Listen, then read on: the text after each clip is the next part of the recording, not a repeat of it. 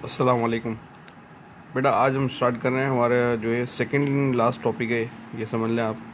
और इसमें जो है हम जो हमारा टॉपिक है वो है हमारे पास इसमें एटॉमिक नंबर जो है हमारा। इसमें एग्ज़ाम में आपसे इसके न्यूमेरिकल भी आते हैं, उसकी डेफिनेशन भी आती है। तो डेफिनेशन इसकी आप देख सकते हैं, the number of proton present in the nucleus of an atom is called atomic number. तो किसी भी एटम के अंदर जो नंबर ऑफ प्रोटॉन होते हैं वो एटम के अंदर कहाँ पर होते हैं, वो न्यूक्लियस के अंदर होते हैं। तो आपको मैंने जो है वो रदरफोर्ड में बताया था और बोहर में भी बताया आपको इससे पहले वाले लेक्चर में। The number of proton present in the nucleus of an atom is called atomic number.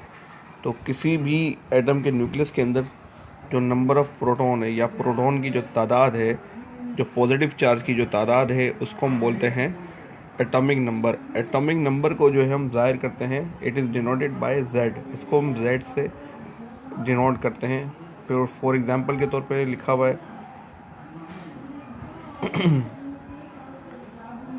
20 और CA और उसके बाद 40 लिखा हुआ है। तो ये जो 20 लिखा हुआ है ये हमारे पास एटॉमिक नंबर है, और जो 40 लिखा हुआ है वो हमारे पास एटॉमिक नंबर नहीं है। ये ध्यान में रखिएगा।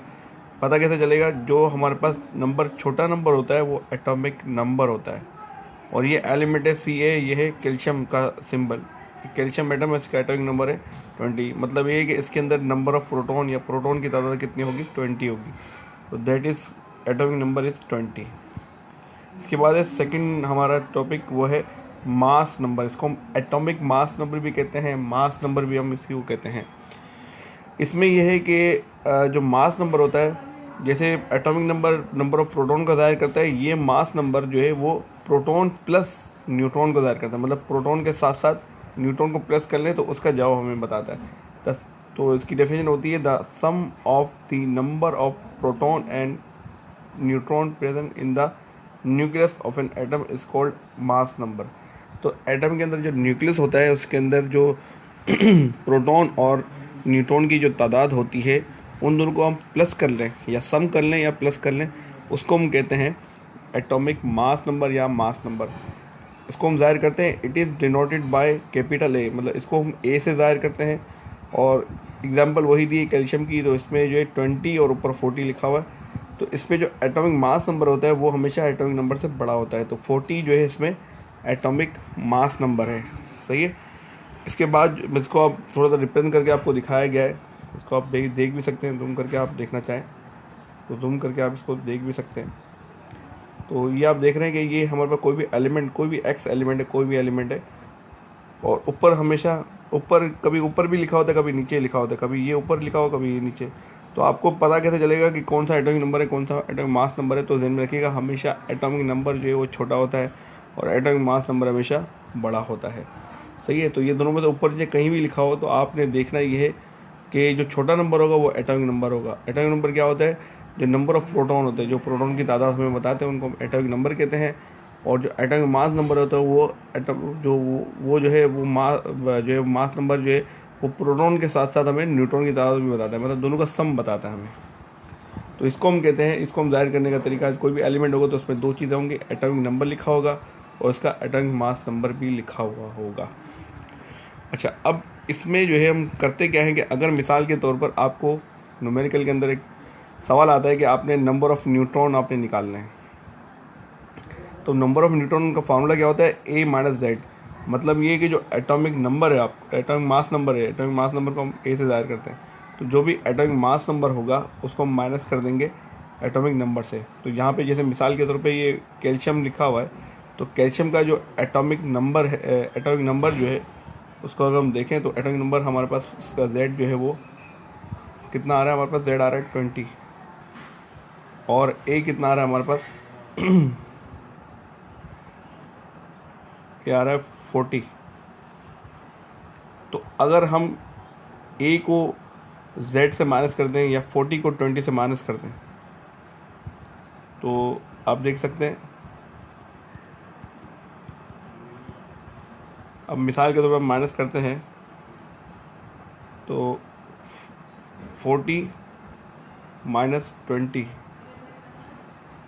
तो क्या आएगा बेटा, 20 आएगा। तो ये 20 जो होगा ना, ये हमारे पास क्या होगा, नंबर ऑफ़ न्यूट्रॉन। तो नंबर ऑफ़ न्यूट्रॉन हम कैसे निकालते हैं कि जो भी एटॉमिक मास नंबर होता है उसको माइनस कर देते हैं एटॉमिक नंबर से। जैसे यहाँ पे कैल्शियम का एटॉमिक मास नंबर जो है 40 है, एटॉमिक नंबर जो है 20 है। तो ए को जेड से माइनस करिए, फार्मूला लगाते हैं न्यूट्रॉन को निकालने के लिए।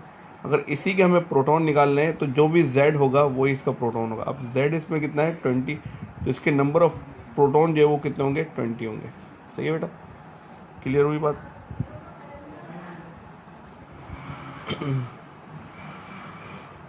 तो इसमें ऐसा है कि आप जो है नंबर ऑफ़ न्यूट्रॉन भी निकाल सकते हैं और नंबर ऑफ़ प्रोटॉन भी निकाल सकते हैं। इसके बाद जो टॉपिक है वो है हमारे पास आइसोटोप्स। ये जो आइसोटोप्स होता है, ये इसकी मीनिंग क्या होती है, इसको आप यूँ समझ लीजिए जैसे हम हमारे मतलब इंसानों में जैसे हम शक्ल होते हैं, इस तरह से एलिमेंट के अंदर भी इस तरह से हम शक्ल होते हैं, यूँ समझ लीजिए आप। इसमें एक ही एलिमेंट के बहुत सारे मतलब उनके आइसोटोप्स होते हैं। आइसोटोप की मीनिंग यहाँ पर ये है कि वो एलिमेंट जिनका एटॉमिक नंबर सेम है। मतलब ये है कि कोई भी एलिमेंट है उसका एटॉमिक नंबर सेम है, मतलब उसके नंबर ऑफ प्रोटॉन सेम होंगे मगर एटॉमिक मास नंबर का क्या होगा, डिफरेंट होगा। But different atomic mass number are called isotopes. तो यहाँ पर जो है आपको आपके सामने दो लिखे हुए हैं आइसोटोप्स, आप देख सकते हैं। इसमें मैं आपको इसमें लिख के दे रहा हूँ, यहाँ पे सही एक लिखा हुआ है Cl, इसके ऊपर लिखा हुआ है 35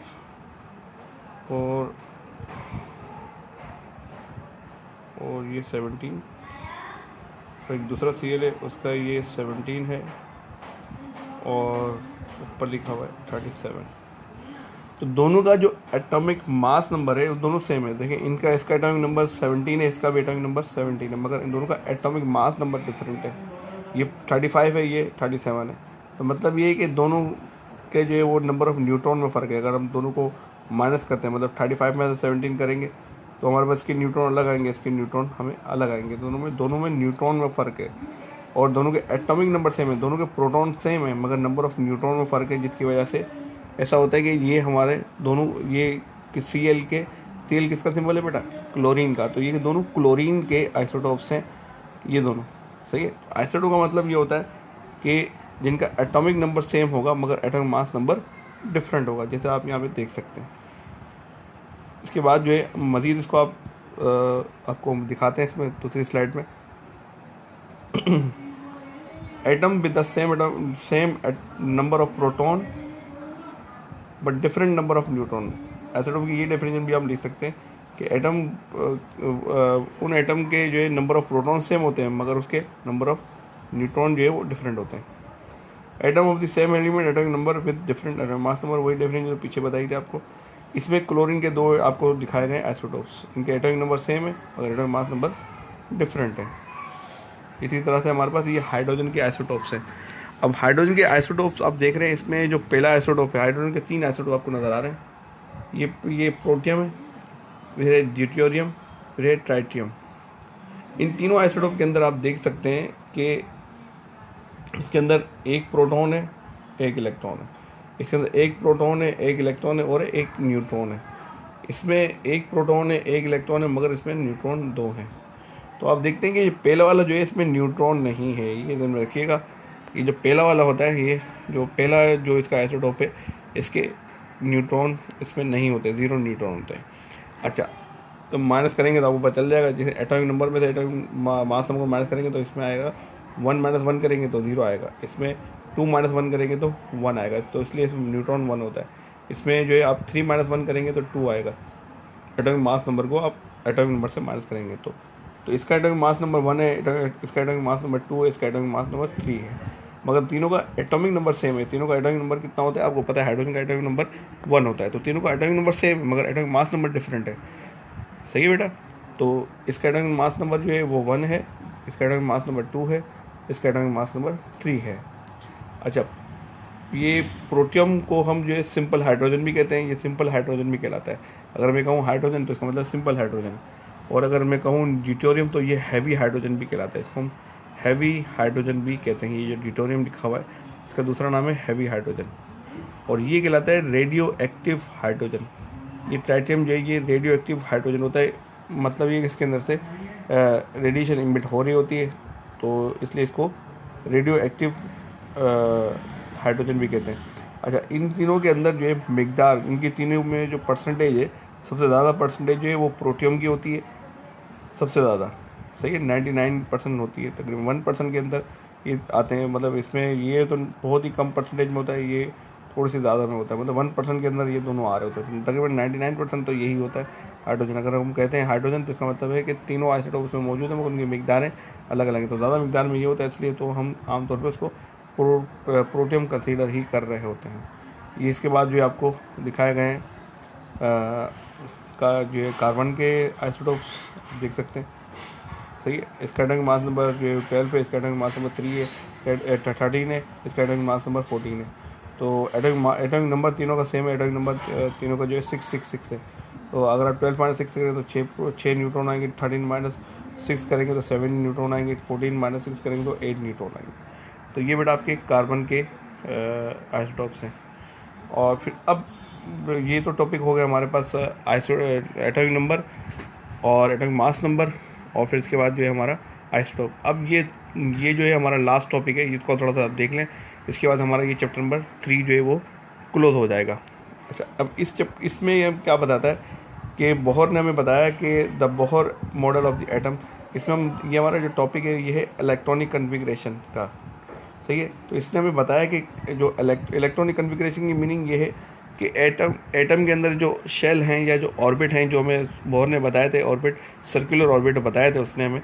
जैसे आप देख सकते हैं इसके अंदर से ये सर्कुलर ऑर्बिट बने हुए हैं, ये पहला ऑर्बिट, ये दूसरा, ये तीसरा, ये चौथा, ये पांचवा, ये जो ऑर्बिट बनाए हैं उसने। आप इसको जूम करके भी देखना चाहें तो देख सकते हैं। ये ऑर्बिट आप देख रहे हैं, ये पहला ऑर्बिट, ये दूसरा, ये तीसरा, ये चौथा, ये पांचवा। इसने हमें जो ऑर्बिट बताएं, अब ऑर्बिट के अंदर जो हमें इलेक्ट्रॉन को जो भरते हैं ना, उसको हम कहते हैं इलेक्ट्रॉनिक कन्फिग्रेशन। तो एटम के अंदर जो शेल मौजूद है उसके अंदर इलेक्ट्रॉन को भरना, उसको हम कहते हैं इलेक्ट्रॉनिक कन्फिग्रेशन। तो इसमें इलेक्ट्रॉन को भरा जाता है, ये ध्यान में रखिएगा।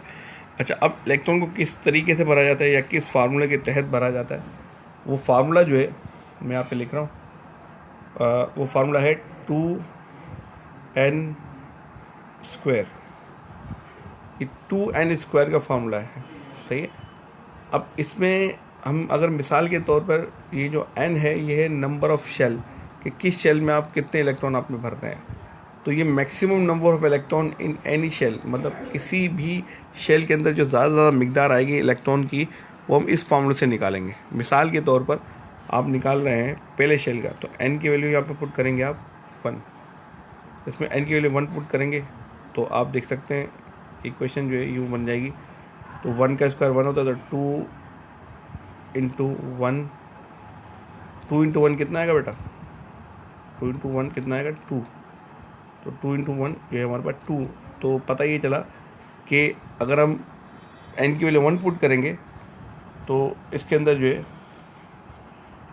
जैसे इसमें हमने n की वैल्यू 1 पुट की, 1 का स्क्वायर 1 हो गया, फिर 2 को 1 से मल्टीप्लाई किया तो क्या जवाब आया, 2 जवाब आया। तो पता चला कि पहले शेल के अंदर हमारे पास कितने इलेक्ट्रॉन होंगे, 2 इलेक्ट्रॉन। तो ये 2 इलेक्ट्रॉन आपके सामने लिखे हैं, पहले शेल में 2 इलेक्ट्रॉन। सिमिलरली जो है आप जितने इलेक्ट्रॉन का आपको निकालना है, आप यहाँ पे वो पुट करेंगे और जो है आप निकाल सकते हैं। तो इसमें जो है आपने इस फार्मूले को इस्तेमाल करना है। जैसे मिसाल के तौर पे इसमें जो है आप इसको अगर करते हैं, अभी थोड़ा सा मैं इसको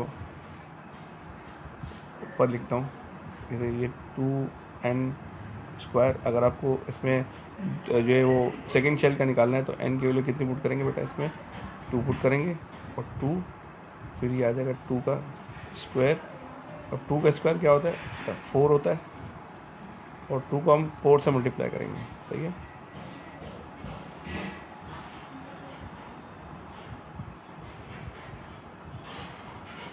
टू को हम 4 से मल्टीप्लाई करेंगे तो कितना आएगा बेटा, 8 आएगा, सही है। तो पता चला कि हमारे पास जो है दूसरे शेल में कितना आएंगे बेटा, 8 इलेक्ट्रॉन। आप देख सकते हैं ये 8 इलेक्ट्रॉन। तो इसी तरह से जो है आप इसमें वैल्यू पुट करते जाएंगे और आप वैल्यू निकालते जाएंगे। तो और जो है बोहर ने हमें बताया कि किसी भी शेल में आपको निकालना है तो आप इस तरीके से आप निकाल सकते हैं, सही बेटा। इसके न्यूमेरिकल भी हो सकते हैं, इसके न्यूमेरिकल भी आपको मैं कराऊंगा अभी नेक्स्ट, इसके बाद जो नेक्स्ट वीडियो आएगी तो न्यूमेरिकल करने के लिए भी दूंगा, तो इसको सही से समझिएगा। अच्छा, तो इसमें जो है पहले शेल में 2 इलेक्ट्रॉन आते हैं, सेकेंड शेल में 8, फिर थर्ड शेल में 18, फिर फोर्थ शेल में 32। इस तरह से आप किसी भी शेल के आप निकाल सकते हैं इसमें। तो अब जो है नेक्स्ट बात ये है कि इन शेल के नाम क्या क्या हैं। अब ये नाम नहीं लिखे हुए इसमें, आपको नाम दिखाते हैं।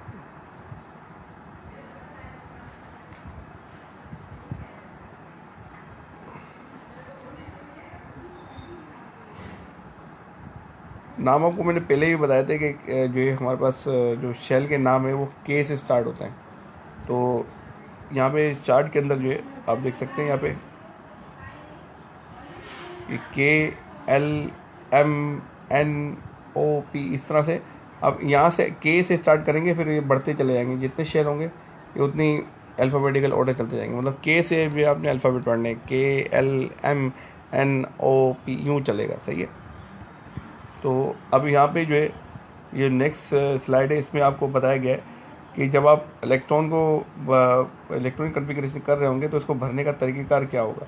जैसे मिसाल के तौर पे आपके पास बेरिलियम है, उसका एटॉमिक नंबर जो है हमारे पास वो है 4 है, और उसके अंदर न्यूट्रॉन जो है 5 आ रहे हैं और इलेक्ट्रॉन जो है उसके 4 आ रहे हैं। तो 4 इलेक्ट्रॉन किस तरह से भरेंगे, तो पहले शेल में 2 इलेक्ट्रॉन आ गए, ये ब्लू कलर से आपको 2 इलेक्ट्रॉन नज़र आ रहे हैं पहले शेल के अंदर। इलेक्ट्रॉन को भर किस तरह से ये बताया जा रहा है आपको। ये 2 इलेक्ट्रॉन आ गए। अब उसमें थे कितने इलेक्ट्रॉन, 4, 2 आपने भर दिए पहले शेल में, क्योंकि पहले शेल में ज़्यादा से ज़्यादा कितने आ सकते हैं बेटा, 2, तो 2 हमने इसमें भर दिए। अब बाकी बचे इसमें, बाकी टोटल 4 थे तो 2 आपने भर दिए, बाकी कितने बचे बेटा, 2 बचे। तो इसलिए उस नेक्स्ट शेल के अंदर हमने इसको 2 को भर दिया है, सही है बेटा। तो इसी तरह से अगर मिसाल के तौर पर मज़ीद इलेक्ट्रॉन हो, जैसे मिसाल के तौर पर यहाँ पे 5 होते तो 2 तो आप पहले शेल में भरते, 2 आप 2 से ज़्यादा नहीं भर सकते, क्योंकि बोहर ने कहा था कि पहले शेल में कितने आएंगे, 2 आएंगे। 2n² का फार्मूला लगा के आपको बताया भी था कि मैक्सिमम नंबर ऑफ इलेक्ट्रॉन 2 आएंगे, सही है, शेल के अंदर, पहले शेल के अंदर। अब दूसरे शेल में कितने आ रहे थे, 8 में, अभी इससे पीछे वीडियो में आपको करके भी दिखाया था। तो जो दूसरा शेल है उसमें जब तक 8 नहीं भर लेंगे तो हम अगले शेल पे नहीं जाएंगे। इसी तरह से जब तक हम पहले शेल को अंदर 2 ना भर लेंगे, जब 2 भर लेंगे तो फिर इसके बाद हम आगे बढ़ेंगे। इसको मज़ीद जो है आपको मैं यहाँ से समझा रहा हूँ, देखिएगा नेक्स्ट स्लाइड में कि show the total number of electron in each energy level, आपको दिखाया गया इसमें हर ईच लेवल में या ईच शेल में बताया गया। Notice the electron are paired just as they are in the orbital diagram. तो इसमें जो पेयर बने हुए, पेयर का मतलब जोड़ा बना हुआ है, देख रहे हैं आप, 2-2 करके लिखे हुए हैं। पहले शेल में कितने आते हैं, 2 लिखे हुए, ये आपका न्यूक्लियस है, सही है। अब पहले शेल का नाम क्या है, के, दूसरे शेल का नाम है एल, फिर तीसरे शेल का नाम है एम, इस तरह से ही आगे बढ़ते चले गए। अब भरने का तरीका क्या है कि पहले शेल में 2 इलेक्ट्रॉन आते हैं, आपको न्यूमेरिकल से 2n² के फार्मूला से बताया भी था। फिर इसके बाद नेक्स्ट शेल में कितना आते हैं, 8। अब आप देख ले 8 है, 2 ये रहे, 2 ये रहे, 2 6 हो गए, ये 2 8 हो गए, तो यूँ टोटल 10 हो गए। अब मज़ीद आपको भरने तो आप उससे नेक्स्ट शेल का सहारा लेंगे। तीसरी शेल के अंदर 18 मैक्सिमम इलेक्ट्रॉन आ सकते हैं, तो इसमें 2-2 के पेयर बने होते हैं। आप इलेक्ट्रॉन जब भी करते हैं तो 2-2 के पेयर बनाते हैं। आप देख रहे हैं ये आपके सामने तकरीबन 18 इलेक्ट्रॉन जो है इसके अंदर रखे गए हैं, सही है। तो इस तरह से जो है आपने इलेक्ट्रॉन को भरना है according to Bohr atomic model. तो ये हमारे पास जो टॉपिक आपने पढ़ा, इसकी समरी आप समझ लीजिए कि यहाँ पर जो है आपको दिखाए गए हैं शुरू के कुछ एलिमेंट के उनकी कॉन्फ़िगरेशन आपको बताई गई है।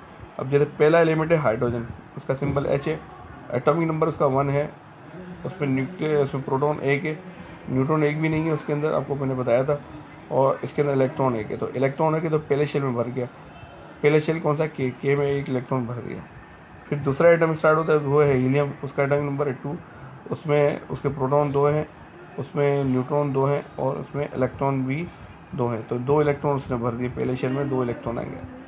अब उसके बाद है लिथियम, लिथियम का सिंबल Li और उसका एटॉमिक नंबर है 3, एटॉमिक नंबर ऑफ प्रोटॉन उसमें 3 हैं और नंबर ऑफ न्यूट्रॉन उसमें 4 हैं, और उसके अंदर इलेक्ट्रॉन जो है वो 3 हैं। तो अब पहले शेल में हम 3 नहीं भर सकते, पहले शेल में हम कितने भरेंगे मैक्सिमम बेटा, 2, सही है, 2 भर देंगे। फिर बाकी जो बचेगा 1 वो हम नेक्स्ट शेल में भरेंगे, वो एल शेल में चला जाएगा। इसी तरह से बेरिलियम में, बेरिलियम का एटॉमिक नंबर है 4, उसका अंदर प्रोटॉन 4 हैं, उसमें न्यूट्रॉन जो है 5 हैं, इलेक्ट्रॉन जो है 4 हैं। और अब इसमें भी भरने का तरीका क्या होगा कि मुझे 4 इलेक्ट्रॉन बने तो पहले शेल में मैंने 2 इलेक्ट्रॉन भरे, बाकी जो बचे 2 वो मैंने नेक्स्ट शेल में दिए, एल में भर दिए। तो सिमिलरली जो है इसी तरीके से ये पूरा चार्ट इस तरह से आप देख सकते हैं भरे हुए, सही है। अब इसमें जो है आपको जो भी कन्फ्यूजन आप पूछ सकते हैं, तो हर शेल के अंदर आपको बताया गया है। जैसे आप मिसाल के तौर पे, अगर आप मिसाल के तौर पे ऑक्सीजन को देख लें तो ऑक्सीजन का एटॉमिक नंबर है हमारे पास 8, प्रोटॉन उसमें 8 है, न्यूट्रॉन उसमें 8 है, इलेक्ट्रॉन उसमें 8 है। तो अब 8 भरने तो पहले शेल में 2 आएंगे, बाकी कितने बच गए, 6 बच गए। 8 में से 6, 8 में से 2 गए तो 6 बचे, तो 6 नेक्स्ट शेल में भर देंगे, क्योंकि नेक्स्ट शेल में हम 8 से ज़्यादा नहीं भर सकते। अभी तो हमने 6 भर दिए और मजीद हम भर सकते हैं। ऑक्सीजन और फ्लोरीन है, फ्लोरीन का एटॉमिक नंबर 9 है, प्रोटॉन 9 है, न्यूट्रॉन 10 है, इलेक्ट्रॉन 9 है। अब 9 भरने तो पहले शेल में 2 भर दिए, बाकी 7 नेक्स्ट शेल में भर दिए।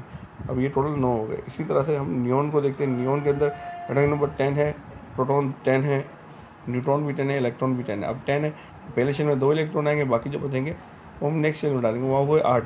तो 8 और 2 हो गए 10, ये तो पूरे इलेक्ट्रॉन भर चुके हैं। अब हम मिसाल के तौर पर हमारे पास सोडियम आया। अब सोडियम का एटॉमिक नंबर है 11, इसमें जो है 11 प्रोटॉन है, 12 न्यूट्रॉन है, 11 इसमें इलेक्ट्रॉन है।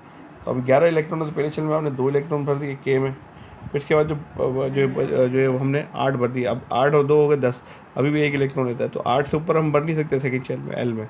तो हम अपना जो तीसरा शेल इस्तेमाल करेंगे, इसमें हम उसमें जो इलेक्ट्रॉन बचा है उसको हम उसमें डाल देंगे, सही बेटा। इसी तरह से जो है हमारे पास मैग्नीशियम है। मैग्नीशियम का एटॉमिक नंबर 12, प्रोटॉन जो है इसमें 12, न्यूट्रॉन भी 12, इलेक्ट्रॉन भी 12। तो फिर हम 12 का भरेंगे तो पहले शेल में 2, नेक्स्ट शेल में 8, उससे नेक्स्ट शेल में 2 आ जाएंगे, तो ये हो जाएंगे हमारे पास 12। इस तरह से एल्युमिनियम का है। इस तरह से ये करते करते करते आप क्लोरीन का भी देख सकते हैं। क्लोरीन का एटॉमिक नंबर है 17, प्रोटॉन भी 17, और एटॉमिक नंबर 17 है तो प्रोटॉन भी 17 होंगे। 18 इसके अंदर जो है वो न्यूट्रॉन है, इलेक्ट्रॉन जो है 17 है। तो पहले शेल में 2 आ गए, नेक्स्ट शेल में 8, और उससे नेक्स्ट शेल में फिर 7 आ जाएंगे। तो आप तीनों को प्लस करेंगे तो वही 17 आएंगे। इसी तरह से आर्गन जो आखिरी वाला जो आप देख रहे हैं, ये जो आखिरी वाला जो आप देख रहे हैं, ये भी हमारे पास इसी तरीके से हुआ है। उसका एटॉमिक नंबर 18 है, और उसका जो है वो नंबर ऑफ प्रोटॉन जो है वो 18 है, नंबर ऑफ न्यूट्रॉन जो है वो 22 है, और उसका इलेक्ट्रॉन जो है 18 है। तो पहले शेल में 2 आ गए, नेक्स्ट शेल में 8 आ गए, 10 हो गए, बाकी रह गए 8, तो वो उससे नेक्स्ट शेल में एम में भर दिए जाएंगे।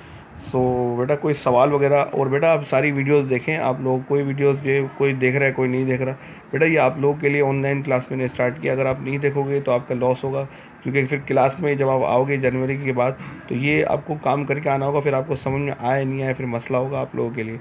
तो मैं चाह रहा हूँ कि इन छुट्टियों में आप ये लेक्चर सुनते रहें, और जो भी आपको कहा जा रहा है कमेंट्स में बताएं कि आपको समझ में आया नहीं आया। अगर समझ में आ गया तो ओके लिख दें, कोई मसला नहीं है। आपको समझ में आना ज़रूरी है। फिर लिखने का काम मैं दूंगा तो फिर आपको व्हाट्सएप पे दे दूंगा, मैं आपको व्हाट्सएप पे मिल जाएगा सर दिलशाद के ज़रिए। वो मैं बता दूंगा आपको कहाँ से लेकर कहाँ तक आपको लिखना होगा। जो भी व्हाट्सएप पे जो मैं आपको बताऊंगा वो आप उसके सवाल जवाब लिख लेंगे उसमें से, ठीक है। सो कोई भी सवाल हो बेटा जो पूछ सकते हैं कमेंट्स में। बेटा कमेंट ज़रूर दें, पता चले कि कितने लोगों ने देखा है, क्योंकि इस तरह से पता ही नहीं चल रहा कि कोई देख रहा है कोई नहीं देख रहा, पता नहीं चल रहा, सही है बेटा।